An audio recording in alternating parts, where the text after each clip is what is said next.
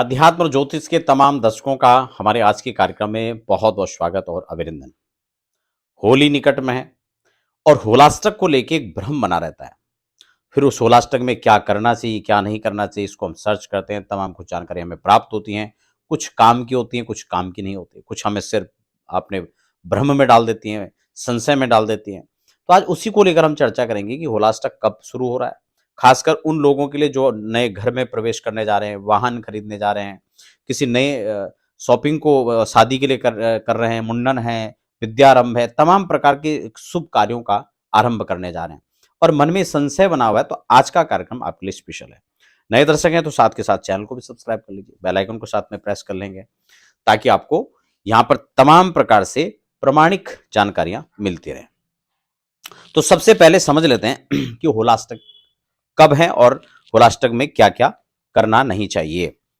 देखिए यहाँ पर होलाष्टक जब हम कहते हैं तो वही होलाष्टक कौन से दिन है?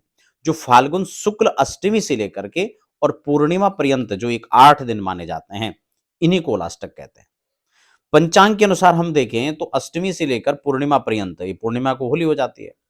तो यहाँ पर पुराणांतर हम अगर कथाओं को देखें, तो जिन दिनों के में जो है प्रहलाद जी महाराज को उनके पिता के द्वारा भगवान के विरुद्ध यानी भगवान का भजन करने जब जो है प्रहलाद जी महाराज उनका भजन कर रहे थे, यजन कर रहे थे, तो उनको उस यातनाओं के दिन में उनको उस भक्ति से दूर करने के लिए जो तमाम यातनाएं दी गई हैं, खासकर वो उन 8 दिनों के अंदर विशेष था। तमाम प्रकार की यातनाएं उनको दिया। भागवत में बहुत विशद उसका बृहद वर्णन है कि उनको जो उनको प्रहलाद जी महाराज हैं, उनको भजन से दूर करने के लिए, उनसे परमात्मा से विमुख करने के लिए उनके पिता ने तमाम प्रकार के उन पर अत्याचार किए, जिसमें तेल की कढ़ाई में जो है खौलते हुए तेल में डाल दिया, पर्वतों से गिराया गया, सर्पों के साथ बंद कर दिया। तो ये तमाम प्रकार की यातनाएं थी। तो ये बड़े अमंगल सूचक वाले दिन कहे जाने लगे, माने जाने लगे, क्योंकि अंत में उस हिरण्यकश्यपु जो दैत्य था, उसका अंत होता है और इसीलिए पूर्णिमा के दिन जो है अगली बार जो बड़ी होली जिसको हम लोग कहते हैं, पूर्णिमा को होलिका दहन होता है। उनकी बहन ने भी जो है उसमें सहयोग किया, तो होलिका उनकी जो बहन थी, वो भी साथ में जो है दग्ध हो गई। तो इस प्रकार से जो अगले दिन फिर जो है खुशी के साथ में तमाम सब लोगों ने होली मनाई, तो उसको हम लोग इस प्रकार से पर्वों को हम लोग देखते हैं। तो कौन-कौन से कार्य इसमें नहीं करने चाहिए? आपको नया वाहन खरीदना है, तो इन दिनों में आप अवॉइड कीजिए। आपको नए कार्य की शुरुआत करनी है, कोई बिज़नेस व्यापार आपको करना है, कोई पूजा-पाठ करना है, कोई जप करना है, कोई अनुष्ठान करना है, कोई आपको ये सब चीज़ें उसमें नहीं करनी है।